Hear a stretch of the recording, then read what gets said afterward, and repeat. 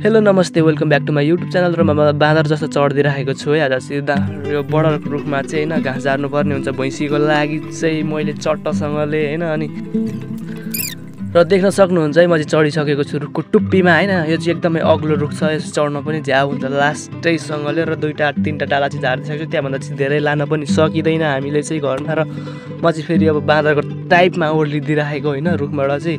र एउटा डालो चाहिँ यहाँनिर अड्किराखेको रहेछ होइन, देख्न सक्नुहुन्छ। र यो रुखको डालो चाहिँ मैले झारिदिइसकेको छु है अहिले चाहिँ। अनि चट्टसँगले अब चाहिँ म बाँदरको तालमा फेरि ओर्लिदिन्छु होइन, रुखबाट चाहिँ बडरको रुखबाट चाहिँ चट्टसँगले होइन। र ओर्लिन चाहिँ गाह्रै पर्छ, तर मलाई चाहिँ गाह्रो पर्दैन। र मैले यसको छिल्के मैंने टक्क एक साइड लगाइदिइसकेको छु होइन, देख्न सक्नुहुन्छ। अब चट्ट टोकोमा हाल्ने यसलाई चाहिँ। अनि बुइनी चाहिँ पुरा आली दराम पारिरहेको थिएँ है। अनि मैले चाहिँ घाँसको भाइ चट्ट हालिसकेको थिएँ। र अनि अब चाहिँ हामी बोकेर चट्टसँगले दुईजनाले अब घरतिर लाग्दिन्छौँ होइन। भिडियो चाहिँ यति नै कि सपोर्टिङ लाइक शेयर सब्सक्राइब गर्न चाहिँ नबिर्सिनु होला। र फेरि मिल्नेछौँ अर्को भिडियोमा। बाई।